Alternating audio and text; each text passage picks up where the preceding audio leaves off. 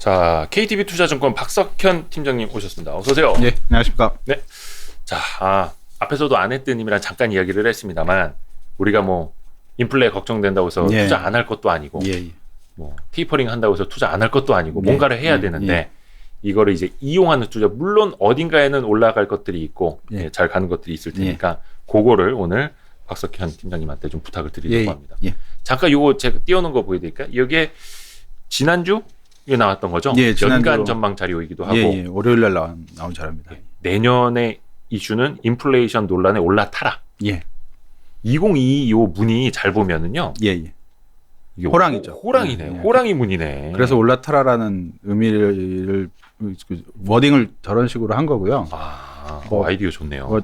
호랑이 등에 올라타라라는 얘기가 있잖아요. 네네네. 그러니까 호랑이를 잡으면 호랑이 굴로 들어가야 되듯이 네. 인플레이션 논란이 있는데 이걸 이제 피해야 되냐 뭐 이런 얘기고요.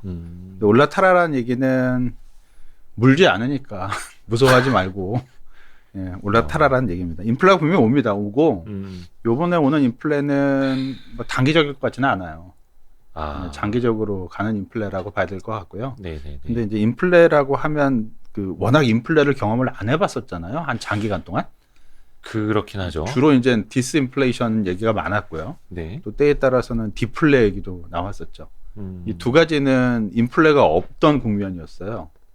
동일하게. 그러니까 말은 좀 다른데 디스인플레이션은 인플레가 없는 상황에서 경기가 좋은 거고 네. 디플레는 인플레는 없는데 경기가 안 좋으니까 이거 디플레 아니냐 라는 얘기인데 최근에선 상황이 좀 역전이 돼서 인플레인데 스태그플레이션 아니냐 또는 인플레가 감당 못할 수준까지 올라가서 경기가 침체는 아니지만 경기가 침체가 아니라서 스태그플레이션까지는 아니지만 인플레가 너무 올라가서 경제 성장이 둔화될 수밖에 없지 않느냐 또 자산 시장에 충격이 있을 수밖에 없지 않느냐라는 얘기인데 인플레가 없다는 얘기는 아닙니다. 분명히 그쵸? 상황은 예. 바뀌었고 장기간으로 인플레가 분명히 지속이 될 가능성이 높다고 보고 있는데 저희는 이 인플레를 일종의 착한 인플레라고 생각을 하고 있습니다. 그래요? 예. 근데 요게 되게 어려운 게 사실 작년 중순 하반기 넘어갈 때만 하더라도 인플레이션보다는 디플레이션 우려가 좀 있었고 예, 맞습니다. 올해 초에는 갑자기 막 하이퍼 인플레이션 우려가 막 있었고 지금은 인플레이션은 맞는데 스태그플레이션 이야기가 또 있고 뭐 제롬 파월 의장 같은 경우에도 연초만 하더라도 이 인플레이션 계속 일시적일 것이다 하다가 이제는 그게 좀 아닌 것 같다. 많이 현상이 오래 갈 것 같다 이야기를 하고 있고 일단 인플레이션 자체를 놓고 보는 것만 해도 굉장히 복잡하더라고요. 그리고 이제 스태그플레이션을 얘기를 하려면 1979년 80년으로 이제 지금으로 한 40년 전으로 거슬러 올라가야 되니까 되게 멉니다. 그때는 사람들이 이걸 방송을 들으시는 분들도 안 태어나신 분들도 많을 거고 저도 그때는 되게 어려가지고 기억은 없어요. 기억은 없기 때문에 경험적으로 말씀드릴 수도 없는 부분이고 옛날 데이터를 보고 말씀드릴 수밖에 없는 거거든요. 그만큼 인플레가 왔던 시기는 되게 먼 얘기고요. 먼 얘기고. 그러다 보니까 이게 너무 오래간만에 인플레 상황을 맞닥뜨리게 되다 보니까 경험 측면도 별로 없고 그래서 향후 전망이 상당히 불확실해질 수밖에 없어요. 지금 초기 국면이라서. 요게 근데 본론으로 들어가기 전에 꼭 여쭙고 싶은 내용이기도 하고 이게 본론일 수도 있을 텐데 이제 오랜만에 인플레이션이라고 말씀해 주셨는데 저 개인적으로 생각드는 건 겪어보지 못한 인플레이션 아닐까라는 생각을 하거든요. 그렇죠. 왜냐하면 수요가 그냥 막 늘어나서 인플레이션이 나타나는 거 우리가 많이 겪어봤는데 지금은 코로나 때문에 셧다운 되다 풀렸다 또 셧다운 되다 이러면서 공급망 병목 현상이라는 걸 우리 인류가 물론 제 기억에는 물론 스페인 독감도 있긴 합니다만 전 세계적인 팬데믹으로는 처음이잖아요. 그렇죠.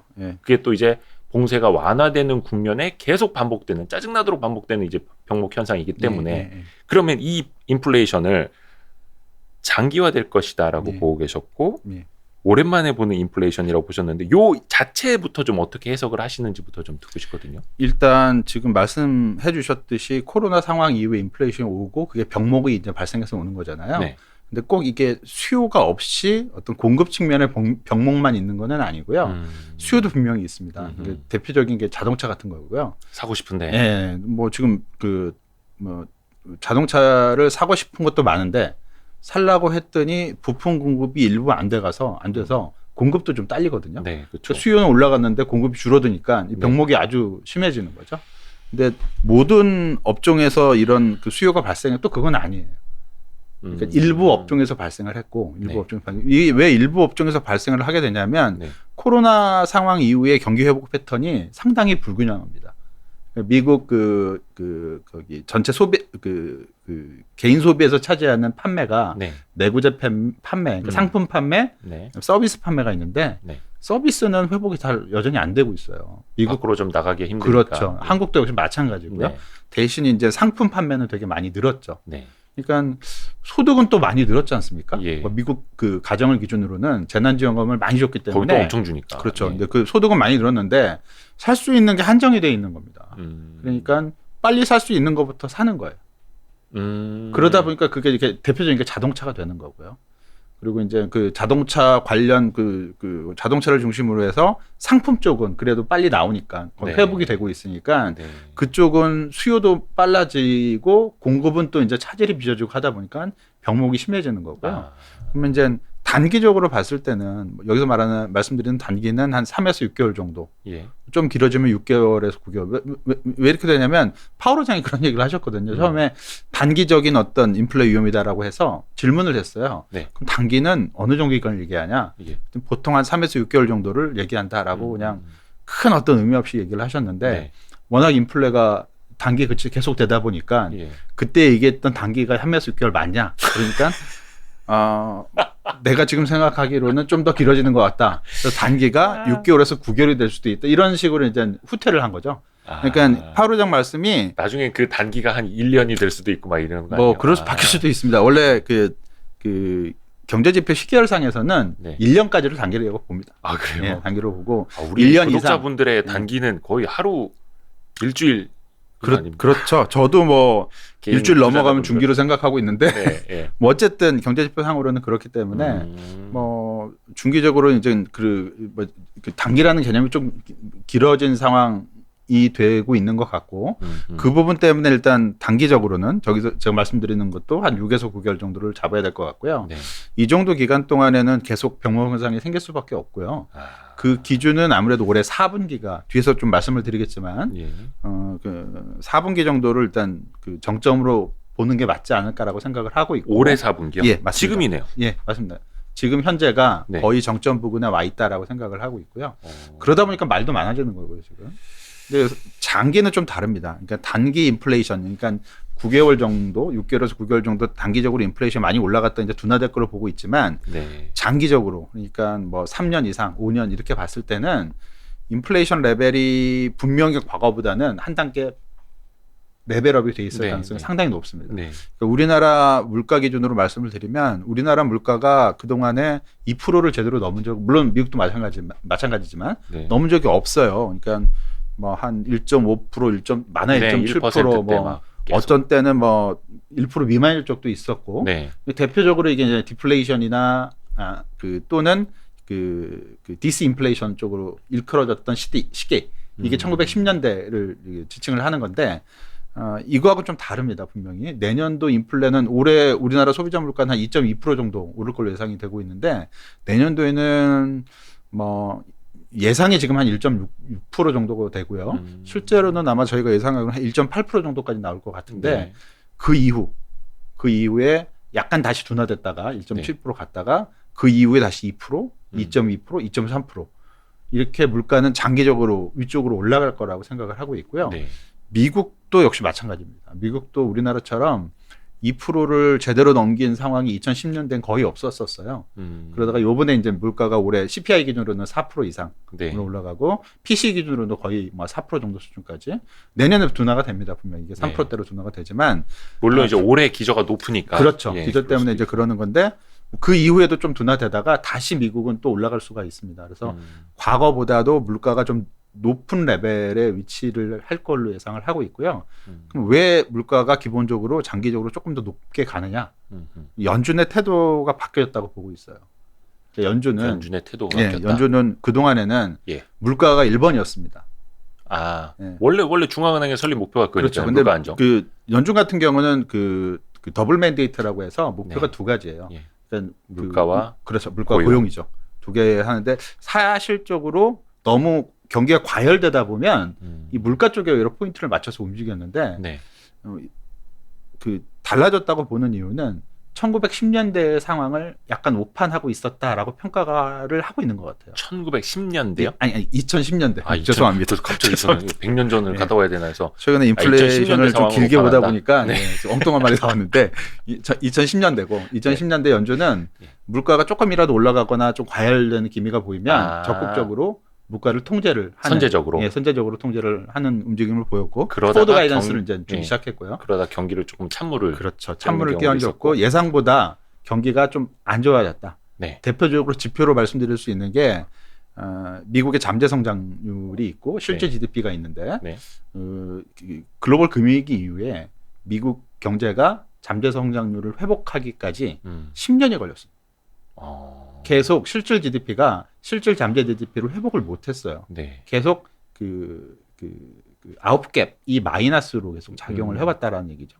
어렵게 회복을 했는데 그게 코로나 때 한번 쿵 주저앉아 버린 겁니다. 지금도 여전히 미국은 잠재 GDP를 회복을 못하고 있어요. 한 내년 3분기 정도로 예상이 되고 있는데 좀 그 글로벌 금융위기 10년 걸린 것보다는 좀 빨리 회복이 되는 거죠. 이렇게 빨리 회복이 되는 거는 어떤 요인 때문이냐? 지금 일단은 재정 요인 때문입니다. 재정을 많이 풀어서 그거를 예상보다 그 전보다 빨리 회복을 시켰어요. 그 다음에 재정을 계속 쓸 수는 없지 않습니까? 미국 돈 많이 쓰는 거는 올해까지고요. 내년부터는 특별 재정을 쓸 수는 없습니다. 일반적인 수준으로 돌아가는 상황인데 그러면 그 다음에 역할은 통화 정책으로 다시 되돌아가는 거예요. 그러면 이 통화 정책을 쓰는 정책 당국 입장이 그 기존처럼 지금 미국 경제가 좀 과열되고 있잖아요. 이 과열을 의식해서 성장을 좀 떨어뜨릴 거냐, 물가를 안정시키기 위해서 긴축적인 정책을 펼 거냐, 아니면 그전하고 상황이 달라서 잠재 성장률 위쪽으로 수요를 조금 계속 유효수를 확보시키는 쪽으로 정책을 펼 거냐 놓고 봤을 때는 2010년대랑 지금 코로나 이후 상황이랑은 바뀌었다는 얘기입니다.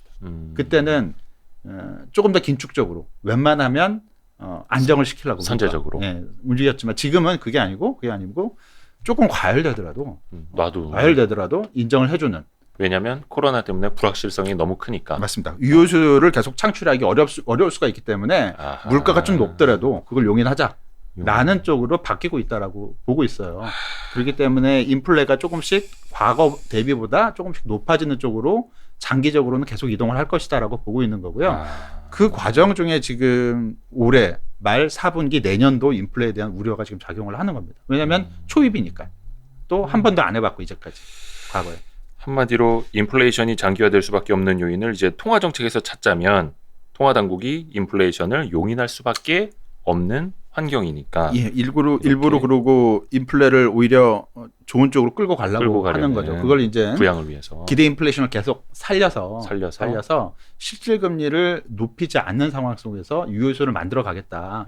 이걸로 경제를 적정 성장 이상으로도 계속 안정적으로 팽창시켜 나가겠다는 얘기입니다. 어려운 과제이긴 분명 어려운 과제예요. 과제지만 과거처럼 너무 긴축적으로 운용을 해서 잠재 성장률 이하로 경제가 성장하는 것보다 조금은 부담되더라도 그 위쪽으로 가게 하는 게 좀 더 효과적일 수 있다는 얘기고요. 이거를 미중 그 분쟁이나 경쟁 쪽으로 일단 갖다 붙이면 미국이 2010년대 들어서 중국한테 추월을 많이 당한 거는 기본적으로 성장이 부족하기 때문에. 미국 자체의 성장이. 그리고 물가가 낮기 때문에 GDP 디플레이터 값이 낮아서 경상 GDP가 빠른 속도로 늘어나지 못했죠. 10년대 들어와서 이게 그 미국과 중국의 GDP가 빨리 좁혀진 부분은 물론 가장 큰 원인은 중국 GDP가 빨리 성장한 게 가장 큰 원인이지만 부차적으로는 미국 GDP가 충분히 성장하지 못했던 부분도 있어요. 근데 이거를 정책을 바꿔서 미국이 자기네 쪽 GDP를 충분히 성장시키는 쪽으로 바꾸겠다라는 얘기는 중국과의 격차 축소를 늦추겠다라는 얘기하고 같을 수도 있습니다. 미국의 경기를 계속해서 GDP를 이제 띄우면서 예. 중국은 좀 누르려고 하고 예. 이런 식으로. 근데 뭐 그렇다고 좁혀지지 않는 건 아니에요. 분명히 좁혀지겠죠. 더. 네, 속도는 조절할 수 있는. 훨씬 더 늦출 수가 있고요. 이게 늦출 수가 있다는 얘기는 미국과 중국의 GDP가 결국에 가서는 역전이 될 겁니다. 언젠가는. 어느 시점에 가서는. 언젠가는. 근데 그 시점이 원래는 코로나 위기가 닥치고 미국이 좀 부진하다라고 얘기해서 2020년대 후반 정도 가면 역전이 된다라는 얘기가 있었는데 지금은 또 상황이 좀 바뀌었습니다. 이런 상황을 하다 보니까 2030년대나 가서 역전이 될 것이다라는 얘기고요. 만일 미국의 정책이 방금 말씀드린 대로 그쪽으로 가게 되고 중국이 지금 말씀드린 대로 성장이 계속 줄어드는 쪽으로 가게 된다면, 물론 중국도 지금 중국의 잠재 성장률이 5%대니까 예. 뭐 다 왔다라고 볼 수 있지만 중국의 잠재 성장률은 계속 줄어들 가능성이 상당히 높거든요. 네. 그러면 실질 성장률도 줄어들 가능성이 높고 이렇게 되면 미국과 중국의 GDP가 역전되는 시점이 한참 뒤로 밀릴 수가 있습니다. 미국이 생각할 수 있는 전략적인 선택은 아마 여기에 있지 않을까라고 생각을 하고 있고요. 중앙은행도 거기에 맞춰서 조금 움직여주고 있는 게 아닌가. 물론 이거는 좀 다른 시각이긴 하지만 너무 길게 본 거고 일단. 아니 좋은 말씀입니다. 좋은 말씀입니다. 왜냐하면 뭐 우리가 단편적으로 뭐 미중 무역 갈등 뭐 이렇게 하고 있지만 사실 그 기저에는 경제 규모거든요. 그렇죠. G2 만약에 그게 뭐 국방력도 결국은 경제 규모에 따라서 퍼센트를 일단 지출이 되게 나오니까 이게 쉽게 빨리 역전이 되면 좀 힘들어질 수가 있죠. 그리고 그 미국 시간으로 2일, 3일 미국의 FOMC 회의 열리잖아요. 그게 우리 시간으로 한 4일 새벽쯤 그죠? 나오죠. 3시, 4시 정도에 결과 나옵니다. 여기에서는 이제 테이퍼링은 뭐 한다고 보는 거고 기정사실로 99.9%. 중요한 거는 여기서도 어떤 뭐 인플레이션에 대한 전망, 그리고 이제 뭐 금리 인상 전망 뭐 이런 거 나오겠죠. 근데 뭐 테이퍼링은 말씀하셨듯이 뭐 기정사실이고요. 뭐 시작을 11월 달에 바로 할지, 바로 시작을 할지 아니면 12월부터 시작할지 그거는 이제 좀 선택적인 상황인 것 같고 끝나게 되는 시점은 과거처럼 FOMC 회의 있을 때마다 테이퍼, 그러니까 줄이는 게 아니고 일률적으로 이번에 빨리 줄일 것 같아요. 매월 그냥 월 단위로. 아예 계획을 밝혀버리는 거죠. 우리가 이런 스케줄 가지고 매월에 끝내겠다라는 계획을 밝히는 거고요. 불확실성을 더 제거시켜버리고 그냥 기계적으로 하겠다. 그러면 이제 5월에 끝나든지 6월에 끝나든지 둘 중에 하나가 될 것 같고요. 그런 식으로 스케줄링을 딱 보여주는 게 더 나은 겁니까? 시장 측면에서? 어떤 거예요? 불확실성을 제거하는 측면에서는 낫지만 그렇다고 꼭 좋은 것만은 아닙니다. 왜냐하면 빨리 끝내겠다는 얘기는 그 다음 액션을 하기 위한 거거든요. 빨리 못 끝내게 됐을 때는 그 다음에 액션을 할 수가 없기 때문에 그 다음 액션을 탄력적으로 빨리 할 수 있게 빨리 끝내겠다 일단 이 얘기고요. 그 다음 액션이라는 거는 뭐 뻔하죠. 금리 인상 있는 거니까 테이퍼링을 빨리 끝내겠다는 얘기는 금리 인상을 빨리 시작할 수도 있다라는 얘기가 똑같은 얘기입니다. 그러니까 이 부분이 뭐 발표가 되면 시장이 불안해할 것 같지만 그렇지는 않을 것 같아요. 왜냐하면 다 아시는, 저도 알고 뭐 이 방송을 들으시는 모든 분들도 이 부분은 아는 부분이기 때문에 이게 새로운 어떤 요인이 분명히 아니거든요. 그래서 많이 알려진 내용이고요. 금리 인상 부분으로 들어가서 말씀을 드리면 만일 5월 달에 내년 5월 달에 테이퍼링이 끝나면 6월 달에 금리를 인상할 수가 있습니다. 보통 그러니까 금리를 인상할 수 있는 여건은 갖춰진다는 거죠. 뭐 여건은 뭐 많이 갖춰질 거고 실제로 행동을 할 수 있다라는 얘기죠. 왜냐하면 보통 빨리요. 앞으로 왔나요? 시기가? 그렇죠. 보통 금리 인상 시점은 내년도 FOMC 회의가 뭐 1월 달이고 3월 달 이렇게 있는데 3, 6, 9, 12 네 번에 걸쳐진 점도표 발표 때 경제 전망도 하면서 점도표도 공개할 가능성이 상당히 높죠. 상당히 높으니까 5월 달에 끝낸다는 얘기는 혹시 6월 달 금리 인상하려고 5월 달 끝내는 거 아니야? 뭐 이렇게 생각할 수도 있지 않습니까? 제가 알기로는 뭐 한 얼마 전까지만 하더라도 빨라야 2023년 초 혹은 2022년 말. 최근에는 이제 그게 2022년 9월까지는 좀 와 있다고 전망들이 들었는데 여건은 6월부터 갖춰져 있을 수 있다. 뭐 충분히 그럴 수가 있고요. 뭐 그렇게 할 수 있습니다. 근데 중요한 거는 이 부분은 계속 변할 수밖에 없을 거예요. 그렇죠. 그거는 경제 상황에 따라서 달라지는 거니까. 저희들이 예상하듯이 내년 만약 물가가 안정이 된다면 뭐 금리 인상 전망은 뒤로 훅 밀어줄 거고요. 그렇다고 23년으로 밀어주지 않겠지만 22년 말 정도로 밀어줄 거고 그렇지 않고 예상하고 달리 물가 계속 이제 불안 요인으로 작용하고 이제 계속 오른다 했을 때는 뭐 지금 말씀드린 대로 6월 달에 바로 할 수도 있고요. 6월 달에 한다는 얘기는 9월이나 12월에 한 번 더 한다는 얘기가 될 수 있는 내년 두 번. 예, 두 번이 될 수가 있는 얘기고요. 또 요즘 얘기 나온 거는 너무 이게 그 불안하니까 네. QE가 끝나고 바로 QT. 그러니까 양적 긴축이라고 하죠. 네. 그거는 이제 지금까지 연준은 테이퍼링의 의미는 QE 규모를 자산 양적 완화의 규모를 줄여나가는 거잖아요. 근데 어쨌든 산다는 거 아닙니까? 근데 QT는 그 줄이는 겁니다. 타이트닝, 퀀터터티브 타이트닝이라고 그래갖고 뭐 사는 게 아니라 이제 그 만기가 돌아오는 국채를 재매입 안 해주고 그냥 해제버려. 그럼 이제 규모가 줄어들고 그럼 이제 QT라고 부르는데 그것까지 해야 된다라는 얘기도 나와요. 그만큼 지금 물가 전망에 대한 불확실성이나 거기에 따른 연준의 어떤 빠른 어떤 정책적인 변경 과정 이런 것들이 필요하다라는 얘기들이 많다라는 얘기죠. 근데 주목해야 될 부분은 지금 미국 선물금리나 그 시장 내재금리에 반영이 되고 있는 내년도 연준의 금리 인상 횟수는 한 번은 100% 반영이 되고 있고요. 그렇죠. 두 번도 지금 상당 부분 많이 반영을 하고 있습니다. 이 얘기는 지금 시장 가격들이 두 번까지를 반영을 하고 있다라는 얘기예요. 금리도 그렇고 주식 시장도 그렇고요. 지금 보시면 뭐 그 올해 들어와서 S&P 500 지수가 20% 이상 지금 올라갔잖아요. 사상 최고치인데 코스피는 지금 상순일이 3% 4%밖에 안 돼요. 이게 한 2, 3개월 전만 비슷했거든요. 비슷한데 확 많이 벌어져 있습니다. 이거는 이제 미국의 금리 인상을 반영하고 있는 거다. 금리 인상뿐만 아니라 두 번까지도 할 수 있는 걸 반영하고 있다는 거예요. 코스피가 이 정도 상황에서 지금 이렇게까지 벌어졌다는 얘기는 벌어졌다는 얘기는 그만큼 신흥국 자산이나 어떤 위험 자산 투자에 대한 경계 심리가 많이 높아졌다는 얘기고요. 이게 많이 높아진 원인이 말씀하셨을 때 물가. 그다음에 이거로 인해서 연준이 우리가 생각했던 것보다 훨씬 더 강하게 내년에 정책을 필 수 있다. 그게 이제 상징적으로는 금리 인상 두 번 또는 QE 마감하고 QT까지 이런 상당히 적극적인 어떤 그 긴축에 대한 어떤 적극적인 어떤 우려감들이 시장 가격에 반영이 되고 있다는 얘기인데 반대로 그렇지 않다면 이게 언와인딩이 되겠죠. 너무 이게 감겼던 게 다시 풀어질 수밖에 없어요.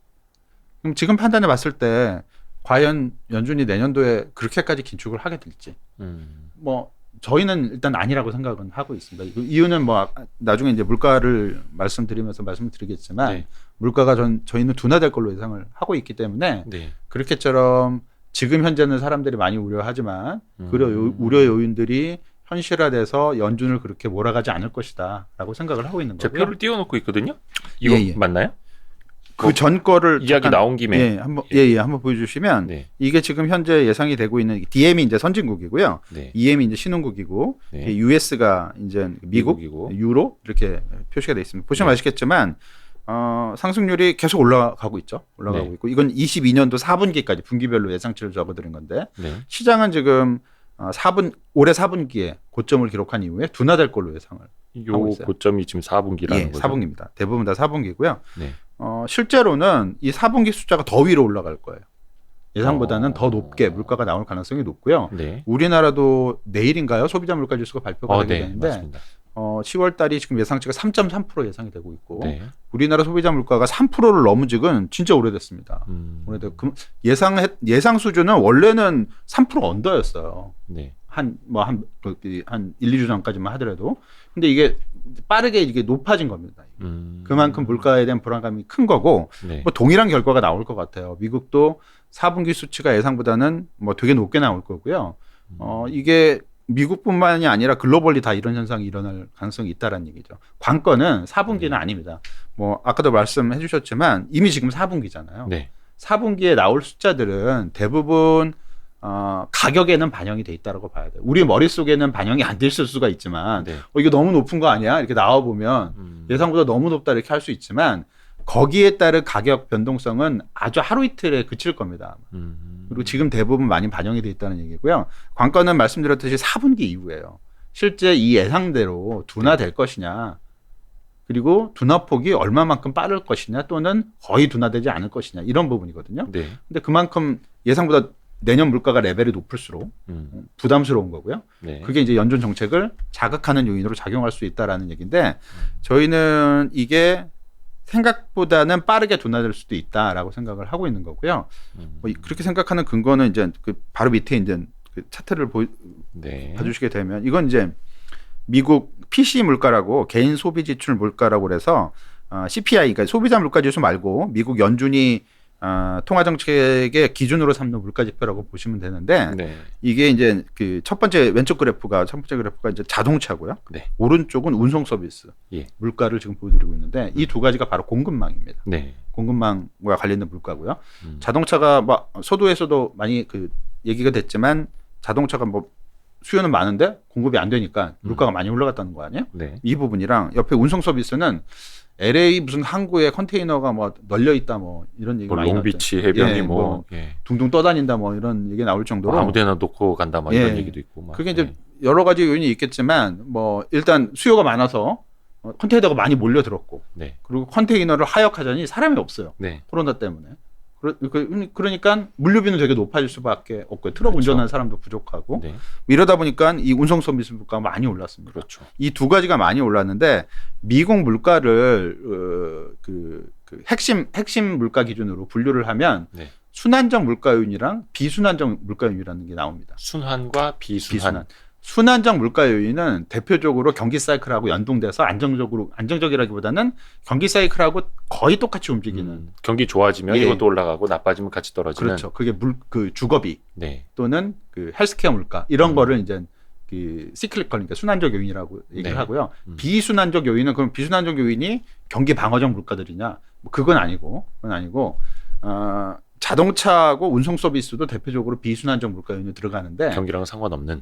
경기랑은 상관없다기보다는요. 경기하고 영향을 받는데 동행하지는 않는. 동행보다도 네. 이 산업 특징에 따라서 물가 영향력이 커진다는 얘기예요. 그러니까 다른 산업에는 없는 거지만 네. 이 산업에 특화돼서 나타나는 현상이 물가를 미치게 되면 물가 영향을 그 산업 물가 영향을 미치게 되면 그 산업 물가는 비순환적 요인이라고 평가를 하는 거거든요. 그 산업의 특수성에 따라서. 예, 맞습니다. 예. 근데 그게 올해 미국 그 핵심 소비자 물가 지수 끌어올리는 것 중에 대부분은 이 비순환적 요인 때문에 발생을 하게 됩니다. 자동차 운송. 예, 이게 이제 공급망이고요. 네. 그래서 이게 이제 안정이 될 것이냐가 이제 포인트인데 자동차 물가에서 신차하고 중고차가 두 개로 나눠지는데 두 비중 거의 비슷합니다. 비슷한데 중고차 물가는 이미 꺾였어요. 네. 그리고 신차 물가가 아직 안 꺾었는데 네. 신차 물가도 과거 사이클을 보게 되면 중고차가 떨어지기 시작하면 신차도 같이 움직이기 때문에 신차도 곧 떨어지지 않을까라고 예상을 해볼 수가 있는 거고요. 이 얘기는 공급망 요인 중에 양대 요인이라고 할 수 있는 자동차 관련 물가가 좀 떨어질 수 있다라는 네. 부분, 그리고 중고차는 이미 확인이 됐다라는 부분. 두 번째는 이제 운송 서비스인데 운송 서비스 물가가 CPI도 소비자 물가에도 있고요. 네. 개인 소비 지출 물가에 둘 다 있는데 둘 다 마이너스를 기록을 했습니다. 9월 달에. 떨어지는 폭도 되게 빨라요. 이렇게 되면 공급망이라는 게 당장 없어지는 건 아닙니다. 공급망 교란이. 네. 근데 이전에 비해서는 덜해질 수가 있다라는 얘기죠. 이런 물가의 하락은 처음은 그것부터 시작을 합니다. 이전보다는 좀 덜해. 네. 아직까지는 뭐 심한데 뭐 그렇게까지 뭐 심하진 않아. 네. 그 다음은 그거보다 조금 더 낮았어. 이런 식으로 진행이 되는 거거든요. 그 과정에 들어갔다라고 생각을 하고 있어요. 그래서 기본적으로 공급망을 교란시켰던 두 가지 요인 중에 두 개 모두 4분기가 정점이 되지 않을까. 정점은 네. 찍고 4분기에 네. 내려올 내려온다. 가능성이 있다. 네. 그런 식으로 예상을 하고 있고요. 네. 뭐 이런 요인 때문에 기본적으로 좀 그 물가가 안정된다고 보고 있는 거고, 또 다른 요인은 하나는 다음 그래프에서 보시는 대로 미국의 물가가 많이 올랐던 부분은 아까 물류에서 말씀을 드렸잖아요. 네. 거기 뭐 트럭 운전할 사람이 없고 네. 하역할 사람들이 없기 때문에 물가가 오른 부분이 분명히 있어요. 근데 그거는 뭐 코로나 상황 때문에. 다른 한 요인은 미국이 그 실업급여를 너무 많이 그렇죠. 주다 보니까 월급 대체를 할 만큼 일 안 하고 그냥 그거 받아도 그렇습니다. 되는. 네. 근데 그게 이제 많이 줄었다라는 거예요. 지금 그래프 보시는 대로 미국의 실업급여를 받는 수단은 두 가지가 지금 생겼어요. 네. 원래 코로나 이전에는 그냥 일반 프로그램을 통한 실업급여. 근데 코로나 이후에 이제 새로 도입된 게 특별 프로그램이라서 확장 및 긴급 프로그램이 가동이 됐고요. 이게 거의 한 1년간 계속 가동이 되다가 9월 둘째 주부터 이게 중단이 됐습니다. 그래갖고 이게 뚝 떨어지게 되죠. 이게 이제 사람 숫자인데 한 800만 명 이상 이거를 이제 수령을 못하게 됩니다. 이제는 9월 둘째 주부터 일하러 나가야 되는. 그렇죠. 근데 물론 좀 시차는 있겠죠. 여기에 그런 생각도 들어가긴 해야 돼요. 그러니까 그 팬데믹 이후에 직업에 대한 가치관이 바뀌어서 내가 이렇게 팬데믹 기간 동안에 뭐 일을 하는 것보다 다른 가치를 위해서 살겠다. 그래서 나는 노동시장에 더 안 들어갈 거다. 라고 생각하는 사람도 분명 있을 겁니다.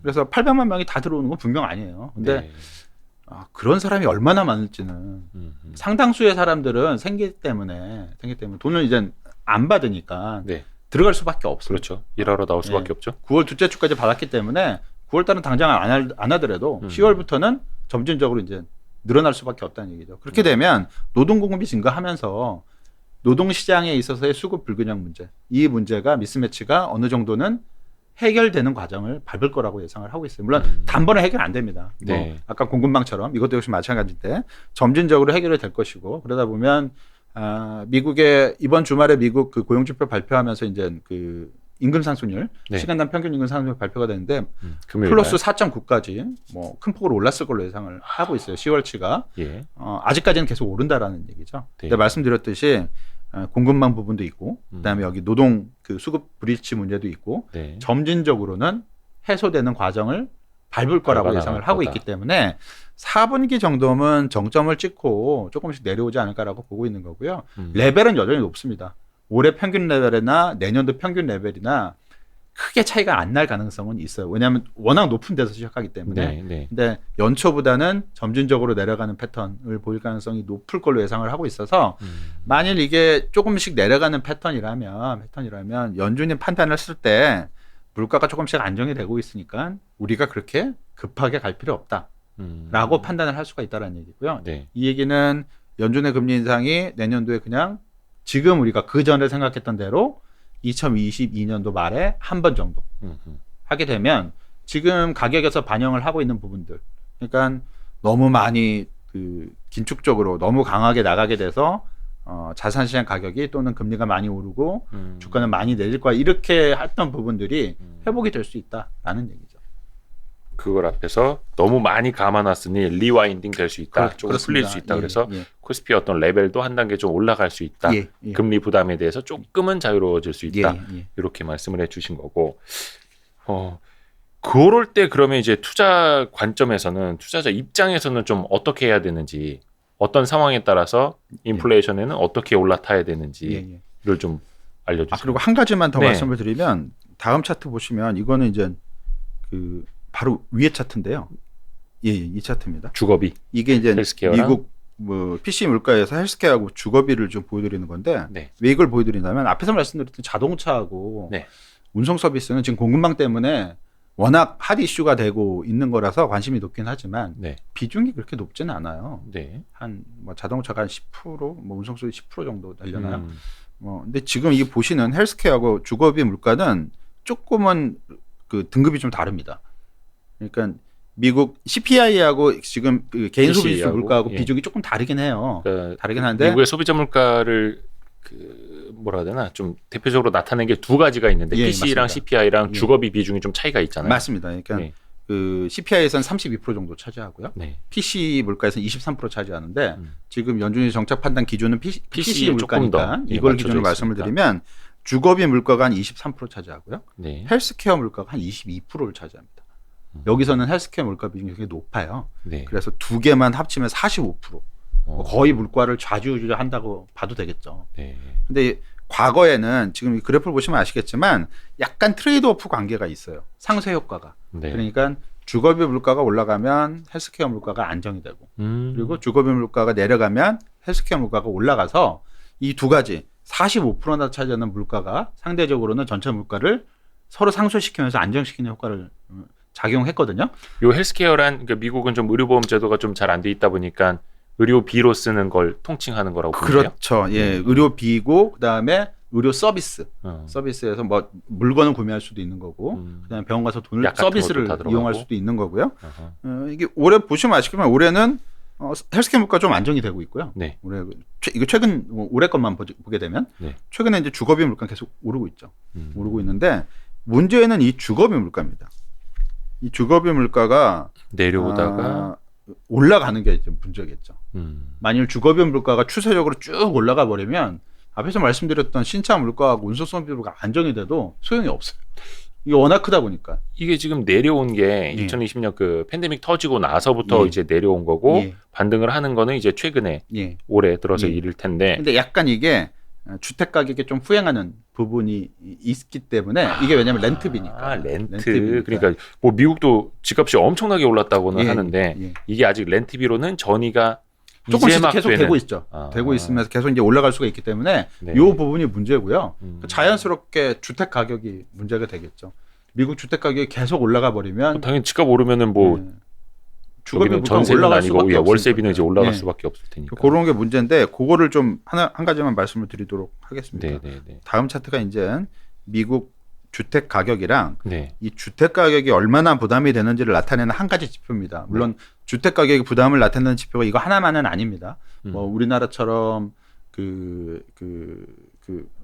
뭐라 그러냐 일단 개인 소득하고 이 주택 가격 비중을 지금 이거 나타내는 건데 이거 말고 이제 다른 비율들도 많지 않겠습니까? 뭐라 그러죠? 어떤 거요? 저한테 물어보시면 지금 막상 생각이 안 나는데 일단 이 지표를 좀 말씀을 드릴게요. 보시는 지표가 아래에 있는 막대 그래프는 미국 신규 주택 중간 가격을 지금 표시를 해드리고 있는 거고요. 평균이 아니라 이제 중간 가격. 막대 그래프가 회색 막대 그래프입니다. 75년부터 지금 나온 차트니까 최근 수치가 이렇게 많이 안 올라간 것 같긴 한데 보기에도 지금 최근 수치가 많이 위쪽으로 쭉 올라와 있죠. 이게 올해 들어서 한 20% 지금 YY 기준으로 지금 오르고 있고요. 그리고 이제 그 팬데믹 직전 저점 기준은 30% 정도 올랐습니다. 근데 이게 중간 가격이고 신규 주택이잖아요, 전체. 그러니까 일부 주택 가격이 훨씬 더 많이 올랐다라는 얘기죠. 우리나라보다 지금 더 많이 오른 거고요. 근데 미국 주택 가격을 볼 때 이 비율 기준으로 볼 때 많이 보는 게 이제 1인당 가처분 소득 대비 주택 가격 비율이 얼마냐라는 거예요. 바닥이 한 600% 정도. 600% 정도가 되고요. 고점이 한 800% 정도가 되고. 지금 평균이 75년 이후부터 한 40 몇 년간 평균이 한 674%가 됩니다. 지금 현재 이 수준은 지금 레벨이 734%까지 올라와 있어요. 아직까지는 평균을 좀 넘는 수준이고 버블의 기준이라고 볼 수 있는 800%까지는 아직 그 높여 가지는 않았지만 좀 관심을 가져야 되는 부분은 1인당 소득 대비잖아요. 가처분 소득 대비. 근데 아시다시피 올해 미국의 가처분 소득이 많이 늘었어요. 그러네요. 지원을 많이 해서. 근데 이 얘기는 분모값이 많이 늘었다는 얘기죠. 그렇죠. 주택 가격이 20%나 올라갔는데 분모가 늘다 보니까 이 비율이 그렇게 아직은 많이 안정적이 않다는 얘기예요. 집값은 엄청나게 올랐지만 이 비율이 그렇게 많이는 아니고 빠르게 오르긴 했지만 근데 내년에 미국 가처분 소득이 오르처럼 늘지는 않습니다. 그렇죠. 더 이상 지원이 없으니까 오히려 또 역기저 효과 때문에 올라가긴 하더라도 올라가긴 할 겁니다. 둔화될 수도 있겠고 근데 소득이 올해처럼 미국 주택 가격이 올라버리면 이 비율이 갑자기 쫙 올라갈 수도 있습니다. 그러면 쉽게 800%를 넘겨버릴 수가 있어요. 이렇게 되면 연준도 최근 뭐 한국은행이 그 금리를 상당히 좀 호키시하게 좀 매파적으로 조금 말씀을 많이 하시잖아요. 한국은행 분들이. 그게 이유 중에 하나가 이제 부동산이지 않겠습니까? 부동산 문제, 그렇죠. 미국도 그런 상황에 처해질 수가 있다라는 거예요. 물가도 분명히 문제가 될 거고 부동산도 너무 많이 올랐다 해서 긴축적으로 갈 가능성이 있습니다. 이것이 또 긴축을 불러올 수 있는 요인이 이 부분은 조금 조심을 해야 돼요. 근데 일반적으로 봤을 때 올해 이미 뭐 주택 가격이 한 20%씩 올랐는데 내년에도 20% 오를 것이다 이렇게 예상하는 거는 일반적인 가정은 아니잖아요.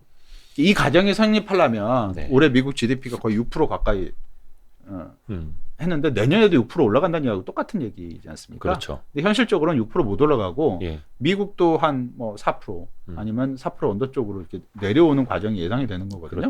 주택 가격도 마찬가지일 거예요. 기저가 높을수록 어쩔 수 없으니까. 올해는 당연히 주택 가격이 주택가격 상승률이 10% 언더로 내려갈 것 같고 그렇게 되면 뭐 이렇게까지는 가지 않겠느냐, 가지 않지 않겠느냐라는 얘기고요. 그러면 내년에 또 10% 올라가면 또 이렇게 되는 거 아니냐면 올해하고 내년에 소득도 같이 올라갑니다. 비율이니까. 네. 비율이니까 주택 가격이 어느 정도 안정이 되면 이 비율이 그렇게 우려스러울 정도로 빠르게 올라가지는 않을 것이다라고 보이는 거고요. 다만 뭐 안심을 못 하는 거니까 만일 미국 주택 가격이 고삐 풀린 뭐 그런 것처럼 이렇게 급등을 계속한다라고 하게 된다면 뭐 다른 요인을 다 차치하고서라도 요거를 해결하기 위해서 뭐 중앙은행 정책이 바뀔 수가 있습니다. 너무 많이 오르다 보니까. 예. 좋습니다. 그리고 또 어떤 걸 보면 될까요? 좀 그 환율을 한번 볼게요. 다음 페이지 보시면 바로 바로 위에 겁니다. 실효 환율. 예. 바로 위에 겁니다. 요 위에 거. 예. 요거요. 요거는 환율이 아니고 성장률인데 네. 성장률을 왜 보여드리냐면 네. 이게 지금 올해하고 내년도 예상치예요. 성장률 예상치. 시장 컨센서스를 지금 보여드리는 거고요. 미국이 뭐 올해 5.7% 내년에 4%. 네. 올해 너무 높았으니까 네. 4% 내려가는 건 당연하고요. 미국 잠재 성장률이 2%가 약간 안 되기 1.9% 정도 되기 때문에 내년도 4% 성장도 엄청난 성장입니다. 네. 근데 뭐 유로존도 역시 올해 5% 내년에 4.3%. 유로 조금 난데 재미있는 건 독일인데 독일이 올해 2.8% 내년에 4.3%나 지금 성장한다고 나와 있죠. 올해가 부진했기 때문인 건가요? 뭐예요? 왜 그래요? 뭐 이게 약간 잘못된 데이터 아닌가라고 생각할 수도 있는데 네. 공급망 때문에 그렇습니다. 네? 그러니까 어떻게? 독일이 대표적으로 좋은 자동차를 많이 만드는 회사잖아요. 뭐 이런 회사들이 공급망 때문에 생산을 많이 못했어요. 그러니까 올해는 별로 자동차 경기 좀 별로 안 좋은데. 생산과 출하가 많이 내년도에는 없었으니까. 회복이 된다. 그럼 이 회복되는 강도가 선진국 중에서 가장 세다. 라는 얘기예요. 물론 이게 기저 때문에 그런 거 아니냐. 아무리 기저라고 그래도 레벨의 차이가 있습니다. 미국은 둔화되고 독일은 올라간다는 거거든요. 네. 좀 다른 부분이고. 그럼 왜 이 말씀을 드리냐면 독일의 성장이 갑자기 올해 성장이 많이 둔화되는 걸로 예상이 됐던 시점이 시작했던 시점이 올해 9월 이후입니다. 9월 이후. 한 몇 개월 안 됐어요. 네. 공급망이 생각보다는 더 길어지고 생산차이 빚어지다 보니까 성장 점유율이 뚝뚝 떨어졌거든요. 근데 재미있는 거는 달러화 환율이 그 달러 인덱스 기준으로 94를 돌파하고 위로 올라가고 달러 유로 환율이 저점을 뚫고 밑으로 내려간 시점도 똑같아요. 독일의 성장이 안 좋다 보니까 유로화가 약세로 가면서 달러가 강세로 간 거죠. 근데 이게 내년에는 바뀔 가능성이 높다는 얘기입니다. 물론 이게 다 반영이 아직 안 되고 있는 부분은 말씀하신 것처럼 공급망이 쉽게 해결이 안 될 거다라고 예상하는 부분이 상당히 크기 때문에 지금 이게 적극적으로 반영은 아직 안 되고 있어요. 전제에 깔려 있는 거기 때문에. 예, 근데 실제로 만약 공급망이 바로 해결되지는 않는다 하더라도 점진적으로 조금씩 해결돼 나간다면 독일의 산업 생산이 그러니까 독일의 그 GDP 성장률이 당연히 올해보다 높을 거고요. 올해보다 이렇게 되면 유로화에 영향을 미칠 겁니다. 그래서 유로화가 반등으로 달러는 약세로 갈 수가 있다는 얘기죠. 그래서 이 부분이 의미하는 바는 다음 배 지금 보여드린 이 차트가 이제는 그 실질 실효 환율의 변화를 보여드리는 겁니다. 지스코어라고 그래갖고 그 주요국 통화를 쭉 그 일렬로 세워서 어느 게 더 많이 지금 영향을 받느냐를 지금 보여드리는 건데 이거는 이제 작년 말 대비 현재의 어떤 변화 폭을 지금 보여드리는 거고요. 네. 대한민국 원화가 제일 끝에 위치를 하고 있잖아요. 이 얘기는 이게 실질 실효 환율이 제일 떨어졌다는 뜻이. 예, 실질 실효 환율 측면에서 원화 가치가 다른 나라 통화보다 저평가가 훨씬 심화됐다. 우리는 지금 원달러 환율 기준으로는 많이 올랐다. 실질적으로는 더 많이 올랐다. 네네. 그런 측면에서 저평가가 심화된 통화는 어떤 모멘텀이 주어진다면 방향이 반대로 바뀔 수가 있는 거거든요. 그렇죠. 그 모멘텀을 알아서 말씀드린 유로화의 모멘텀이 있습니다. 만일 유로화가 올해 이렇게 약세인데 만일 내년에 방향을 바꿔서 유로가 강세 통화로 바뀌게 되면 올해 들어서 달러 강세 때문에 저평가가 가장 심화됐었던 원화 가치가 반등폭이 제일 클 것이다라는 원달러 환율을 기준으로는 제일 많이 떨어질 수 있다라는 얘기하고도 같은 방향성이라고 보시면 돼요. 물론 이제 달러라는 녀석이 그 달러 인덱스가 6개의 통화로 구성되는가요? 그렇죠. G6라고 보통 뭐 엔화라든지 뭐 유로 포함돼 그 비중이 제일 큰 게 유로화로 알고 있고 맞습니다. 유로화가 강세를 보이면 당연히 이제 상대 가치로는 미국 달러화가 약세를 보일 수밖에 없는 건데 대한민국 원화가 같이 그만큼의 올해 약세가 다시 되돌림으로 인해서 상대적 강세로 갈 수 있다라는 건 그럼 우리나라 뭔가 경기도 좋아질 거라는 게 담겨 있었던 써야 하는 거잖아요. 그렇기도 해요. 그렇기도 한데 그 부분은 이제 뭐 나중에 봐야겠죠. 근데 네. 뭐 올해도 그 부분은 약간 이해 안 가는 부분이 있을 수 있거든요. 그러니까 네. 수출이 이렇게 좋다고 그러는데 네. 그리고 성장은 회복됐다고 하는데 네. 기업이익도 괜찮고 네. 원하는 1,200원까지 가버렸거든요. 그렇죠. 예. 왜 1,200원까지 갔냐? 이 부분이 조금 의문이 드는 부분이 있었어요. 물론 네. 단기적인 요인 여러 가지 뭐 공급망, 뭐 물가, 뭐 중국 이런 것들이 뭐 합쳐서 그런 건데 보통 가격이 그렇게 가면 모든 요인이 다 원인으로 끌어붙습니다. 자석처럼 달라붙어요. 해석이다니. 예. 뭐 그렇게 된다는 결과를 얘기죠. 보고 해석을 하는 거죠. 내년 상황도 아마 그렇게 될 가능성이 높지 않을까라고 생각을 하고 있고요. 뒤쪽에 이제 수출을 좀 말씀을 드리겠는데 네. 수출 상황을 보게 되면 뭐 그 정도 리바운딩은 충분히 우리나라 원화가 가능하지 않을까라고 생각을 하고 있어요. 수출 상황은 좋으니까. 네. 달러가 일방적으로 강세를 계속 가지 않고 네. 저희 예상대로 내년에 달러가 좀 약세로 돌아서고 유로화가 강세로 돌아서게 된다면 원화가 그 가운데서도 가장 탄력적으로 움직일 수 있는 통화가 될 수도 있고 그 부분이 수출 경기가 좀 뒷받침을 해주지 않을까라고 예상을 하고 있습니다. 지금 보시는 차트가 이제 수출인데 네. 첫 번째 보시는 그래프가 이제 연별입니다. 연간. 네. 여기 월간으로 보면 이거 복잡하기 때문에 아하. 연간으로 봤을 때 조금 뚜렷해질 수도 있어요. 보시면 약간 짙은 색으로 맨 끝에 지금 표시해드린 부분, 이거 노란색으로 지금 하이라이트를 해주셨는데 네. 올해 수출은 한 6,300억 달러 정도가 나올 것 같아요.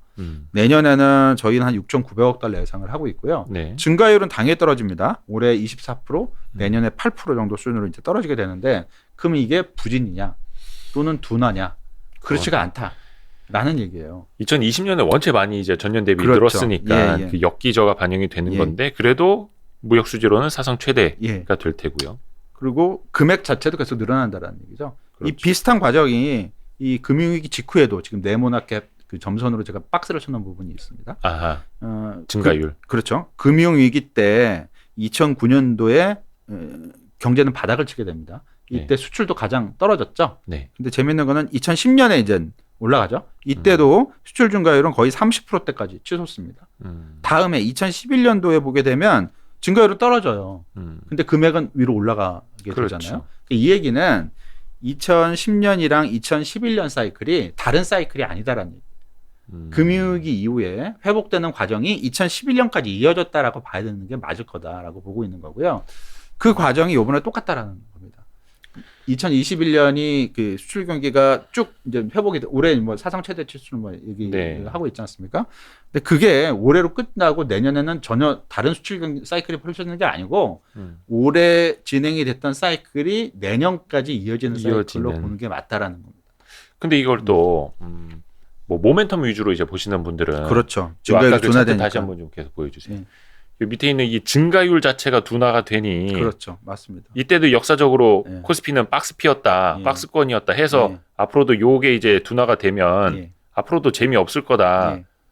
이걸 보는 거잖아요. 모멘텀으로. 충분히 그럴 수 있어요. 근데 증가율은 마이너스로 가느냐 안 가느냐하고 좀 차이 있습니다. 아, 증가율이 그러면 마이너스로 가면 안 된다. 가면 라는?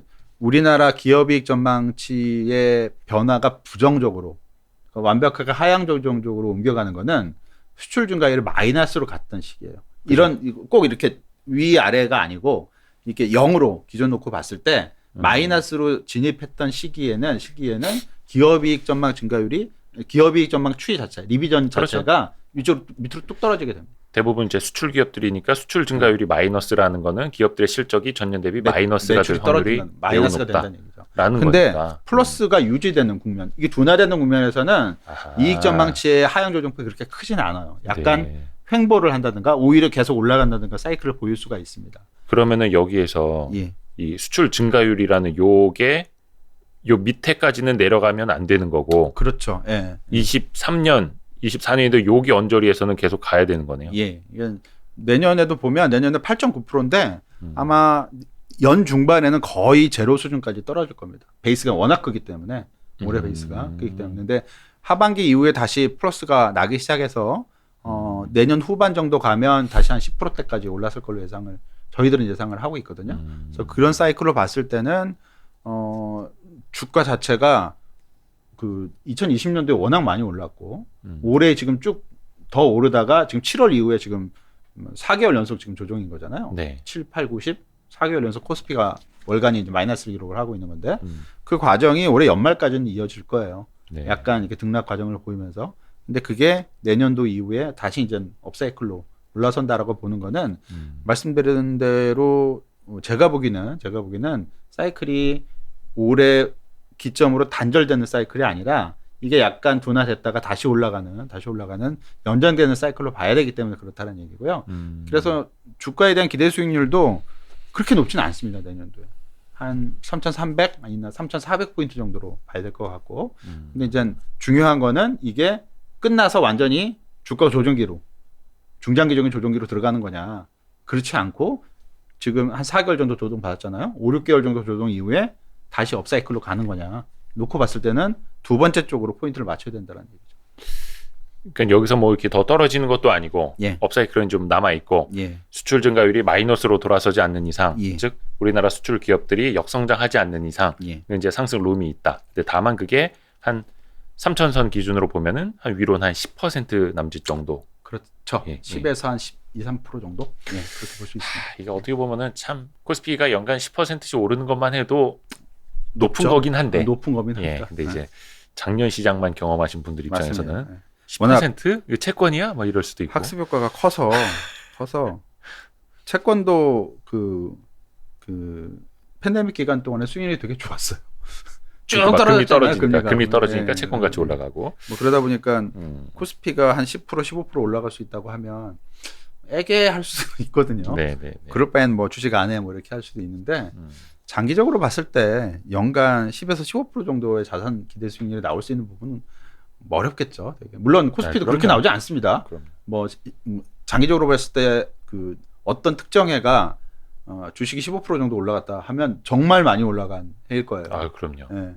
근데 워낙 2020년도에 대한 향기가 아주 짙기 때문에 사실 그런 부분이 있습니다. 많은 전문 투자자들이 바라는 게 코스피가 한 5에서 10% 정도만 올라주고 예. 본인의 포트폴리오 개별 종목으로는 한 20-30% 꾸준히 수익이 나는. 그렇죠. 요게 그 전문가죠. 아, 그건 뭐 전문가죠. 최고수들의 그렇죠. 영역이고 많은 분들이 이제 그렇게 하는데 우리도 그렇게 하면 됩니다. 하실 수 있죠, 여러분? 그렇죠. 네. 농담이고. 장기적으로는 수렴하는 게 네네네네. 좋은 투자자인 것 같습니다. 그 마지막으로 그거 좀 예. 정리해 주세요. 그러면 이런 상황에서 이런 예. 뭐 이제 인플레이션이 이제 장기화되고 예. 하지만 이제 고점보다는 좀 낮은 상황에서 이 차트는 저점을 잡기에 좀 유용한 차트라서 가지고 와봤어요. 네. 이거는 이제 200일선 괴리율이에요. 2005년부터 지금까지 지금 한 16년 정도 되죠. 그러니까 200일 이동 평균 선하고 얼마나 멀어졌느냐 가까워졌느냐. 고점도 조금 유념해서 볼 수 있겠지만 저점을 좀 유념해서 봐야 되고요. 이 특이하게 저점이 좀 낮아졌던 기간을 제가 이렇게 표시를 해봤는데 이게 파란색으로 지금 짙은색 파란색으로 표시가 되어 있는 게 네. 이익률이 10%를 안 넘었을 때예요. 보통 7에서 9% 정도 기록했을 때고 네. 빨간색으로 되어 있는 게 10% 이상 기록했을 때. 아하. 이렇게 하고 특이했던 경우가 이제 리먼 사태 때 2008년 10월 달이죠. 그리고 작년 코로나 사태 때. 네. 이때는 뭐 리먼 때는 마이너스 40% 뭐 코로나 때는 마이너스 30% 네. 되게 많이 벌어서 이때는 아닐 겁니다. 내년도가. 아, 이거야 뭐 네, 진짜 이거는 10년 진짜 한번 올까 말까 뭐 위기니까 가정을 이건 뭐. 하는 거는 지나친 비관 같고요. 그렇죠. 이건 뭐 예측할 수 있는 영역이 아니니까요. 지금 점검을 해야 될 게 이 파란색 2010년대에 나왔었던 이 패턴처럼 한 7에서 9%냐. 이거면 지금 이미 거의 왔어요. 지금 마이너스 7.1%까지 갔기 때문에. 바텀은. 예, 이게 만약 9%까지 간다면 2,850 정도까지 떨어지게 됩니다. 근데 2,850은 그렇게 먼 숫자는 아니에요, 지금. 뭐 그래봐야 100포인트. 예, 100포인트 얼마 전에도 갔다 왔잖아요. 예. 그때는 2,908포인트였고요. 아, 그랬나요? 예. 한 5, 60포인트가 더 떨어진다는 얘기인데 뭐 큰 숫자는 아닙니다. 그러니까 어느 정도까지 다 왔다고 볼 수 있고요. 그렇지 않고 2008년 3월 이때는 2007년 11월에 고점을 찍고 자산버블 붕괴가 시작이 돼요. 2008년 3월이 네. 베어스턴스라고 옛날에 글로벌 IB 5대 IB에 들어갔던 회사인데 이게 망하죠. 그게 먼저 망하고 그 다음에 나중에 리먼이 옵니다. 리먼이 오게 돼요. 근데 2008년 3월 때까지 이거를 이제 글로벌 자산버블 붕괴 시작이라고 보는 거고요. 2008년 10월은 리먼 사태 보통 이렇게 얘기하죠. 글로벌 그렇죠. 금융위기. 그러니까 2008년 3월 때까지는 글로벌 금융위기는 아니었고요. 아니었고 그냥 이벤트 하나가 터져서 상황이 좀 안 좋아진 부분. 그리고 그때는 베어스턴스가 JP 모건인가요? 어디 핀수가 됩니다. 핀수가 돼서 끝난 줄 알았어요. 네. 보통 그런 거는 망하는 회사가 나오고 그게 좋은 회사에 인수가 되면 이제 끝났구나 인식이 되잖아요. 실제 그때 반등도 많이 나왔고요. 반등 많이 나왔고. 근데 끝나지 않고 리먼으로 간 케이스인데 리먼 간 케이스는 제외하고 그러면 2007년 11월에 시작됐던 자산 버블 붕괴가 시작이 될 수 있느냐 지금. 그래서 이경률이 여기까지 가겠느냐. 또 두 번째는 18년도. 네. 18년도 경기가 아주 안 좋았고 연준이 이때는 엄청난 긴축을 했습니다. 금리를 많이 올렸고요. 이때 아까 말씀드렸던 QT까지 했어요. QT까지. 그러면 이렇게까지 연준이 금리를 많이 올릴 거냐. 이 두 가지 케이스가 아니라면 물론 이게 미국 신용등급 강등 이것도 제외하고요. 내년에 신용등급 강등이 될 뭐 가능성은 뭐 낮다고 봐야 되니까. 두 가지 케이스만 점검을 하면 지금 바닥에 거의 와 있는 상태다고 볼 수 있습니다. 4분기 때 아까 말씀드렸듯이 물가가 더 올라갈 수 있기 때문에 아직 불안하기 때문에 주가가 출렁거릴 수는 있는데 출렁거리는 과정에서 저점은 거의 잡아간다라는 얘기거든요. 충분히 저는 이쪽에 베팅을 할 수 있다라는 얘기고요. 근데 그렇지 않고 예상하고 달리 2008년 3월 그러니까 2007년 말이나 2018년의 상황이 내년도에 오는 거 아니냐 이걸 점검을 해야 되는데 아닐 거라고 생각은 하고 있어요. 왜냐하면 2008년 3월 그러니까 2007년 11월 상황이 온 거는 그 전에 연준이 2004년부터 3년간 금리 인상을 했습니다.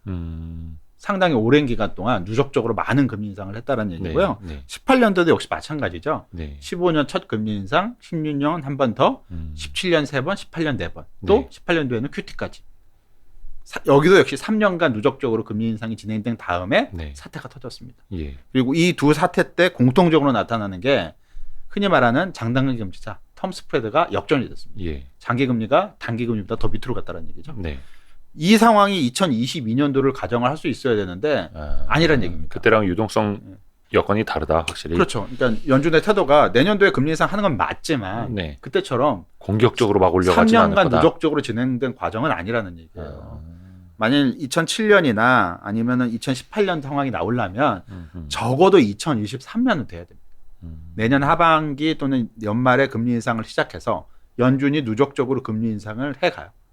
그리고 이 과정이 누적이 돼서 자산시장의 부담이 점진적으로 커지게 되면 이때 이제 어떤 위기감이 올 수가 있는 건데 내년에 이 상황을 갖다 끌어쓰는 거는 너무 빠르다라는 실제로 말씀드린 대로 물가가 만일 점진적으로 안정이 된다면 연준이 그렇게 빨리 움직일 것 같지도 않고요. 실제로 지금은 많이 우려가 되지만 실제로 내년에 갔을 때 그렇게 움직이지는 않을 걸로 예상을 하고 있기 때문에 이런 상황은 벌어지지는 않을 거라고 예상을 하고 있는 거고요. 그러면 과거의 패턴 봤을 때는 이경률 10% 안쪽에서 조정이 마무리될 가능성이 있다라는 얘기고요. 그 시점은 올해 4분기가 될 겁니다. 왜냐하면 앞에 물가를 말씀드렸듯이 4분기 물가가 되게 많이 올라갈 거로 말씀을 드렸잖아요. 좀 넓게 잡더라도 12월 달 물가가 1월에 발표되기 때문에 1월 초 정도까지가 이 혼란할 수 있는 시기. 그리고 그 저점은 주가 기준으로 코스피 기준으로 저점은 지금하고 비교했을 때 그렇게 큰 차이가 나지 않을 것이다라고 생각을 하고 있고요. 따라서 이제 조정을 했을 때 주식을 사는 게 맞지 않나라고 볼 수 있을 것 같고 그럼 자연스럽게 이때 많이 떨어진 이후에 주가가 회복을 하잖아요. 보통 한 10% 초반, 10 한 2, 3%, 많이는 한 20% 이상까지 주가가 코스피가 회복을 하게 돼요. 적지 않은 숫자입니다. 그것도. 내년에 코스피가 한 뭐 3,300, 3,450 저희는 3,450 정도를 예상하고 있는데 그 정도 올라갈 거로 보는 것도 한 이거에 근거를 하고 있는데 그럼 과거에 한 5차례의 기간이 있는데요. 이때 어떤 업종이 그러면 아웃퍼폼을 많이 했냐 찾아보는 것도 좀 중요한데 재미있는 부분은 5차례 중에 4번 아웃퍼폼을 기록했던 업종이 반도체, 은행, 증권으로 나옵니다. 그리고 이제 5차례 중에 이제 3번 아웃퍼폼을 기록을 했던 업종은 소프트웨어, 뭐 자동차, 조선, 디스플레이 뭐 이런 업종들이 나와요. 재미있는 부분이 연간에 대해서 이제 얘기를 할 때 업종 수익률 측면에서 많이 보는 업종이 올해 뭐가 제일 부진했냐라는 겁니다. 보통 이걸 수익률 역전이라고 그래서 올해 이제 안 좋았던 애들이 내년에 좋아지는 그런 성향이 왜냐하면 뭐 산업이라는 건 사이클을 타기 네. 때문에 네. 올해 안 좋았던 부분은 내년 가면 좋아질 수 충분히 예상을 해볼 수가 있거든요. 네. 꼭 이거를 기업이익 전망이 어떤 이거 따지 않고 수익률만 갖고도 그렇게 접근을 하는 경향이 있어요. 네. 근데 대표적으로 이제 올해 안 좋았던 네. 얘가 반도체고요. 그다음에 디스플레이고 조선이 안 좋았습니다. 근데 지금 말씀드린 세 업종이 아까 말씀드린 거기 업종이 다 포함이 되는 업종들이에요. 그러네요. 네. 그래서 관심을 좀 가져야 될 업종이 되지 않을까라고 생각을 하고 있고요. 예. 대표적으로 그러면 2022년도에 좋았던 업종을 생각을 해보면 그때 반도체가 제일 좋았고요. 예. 전기차가 좋았고 그다음에 건강관리 업종 바이오 헬스케어 좋았습니다. 2020년도. 2020년 급반등 나올 때. 올해 생각해 보시면 이 세 업종이 올해 어떻게 됐을까요? 많이 쉬었죠. 안 좋습니다. 예. 반대로 가는 성향이 분명히 있다는 얘기고 그게 이제 조금 안 좋았던 애들을 대상으로 하는 게 아니라 네. 꼴찌가 누구냐, 아하. 1등은 누구였냐 이거에 따라서 달라지는 부분이 분명히 있기 때문에 올해 꼴찌를 기록한 애들은 분명히 눈여겨서 봐야 돼요. 내년도. 여기서 수익률 역전이 일어날 가능성이 있는 업종이 나온다는 얘기고요. 지금 근데 말씀드린 그런 업종들이 과거 패턴을 봤을 때 200일 기업도 저점을 찍고 올라가는 상황 속에서 아웃퍼폼을 많이 기록을 했었던 업종에 다 포함이 되거든요. 네. 관심 있게 좀 지켜볼 필요성이 있습니다. 역시 또 이 산업과 기업의 바텀업도 이제 같이 봐야 되는 거죠. 예, 같이 봐야겠죠. 또 이제 탑다운 측면에서 본 거고 반도체, 조선, 디스플레이 이렇게 과거 데이터를 통해서 과거에 그랬다라는 얘기 나왔다. 뭐 그게 반복되라는 법칙은 없습니다. 법칙은 없는데 관심은 좀 가질 필요성이 좀 있을 것 같아요. 그래서 탑다운 방식으로 이렇게 접근을 하고 바텀업 방식으로 개별 기업부터 산업 이렇게 본 다음에 거기에서 만나는 가장 좋은 섹터와 기업을 투자를 하는 게 성공 확률이 이제 높아지는 거고. 맞습니다. 그렇습니다. 그래서 우리 박석현 팀장님은 이제 매크로 투자 전략 요 담당을 하고 계시는 분이기 때문에 먼저 이제 탑다운 방식으로 이야기를 해주셨고 또 KTB 투자증권에서도 이제 섹터 애널리스트 분들이 계속 주기적으로 나와주시기 때문에 요 부분도 우리가 같이 뒷부분은 또 학습을 하면 될 것 같습니다. 장기간 너무 감사합니다. 그래서 고맙습니다. 막연하게 인플레이 그러면 이제 우리는 뭘 어떻게 해야 되는지 또 FOMC가 또 얼마 남지 않았는데 테이퍼링 이후엔 뭘 봐야 되는지 좀 막연했는데 오늘 조금 시야가 많이 트이네요. 감사합니다. 준비도 많이 해주셔가지고. 감사합니다. 조금 어려울 수 있는 내용이었는데요.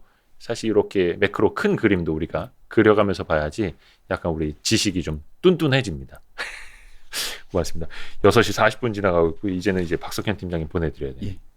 고생 많으셨습니다. 수고하셨습니다. 우리 구독자 여러분도 조심히 안녕히 들어가시고요. 저녁 식사 맛있게 하십시오. 고맙습니다, 여러분. 감사합니다. 안녕히 들어가세요. 고맙습니다.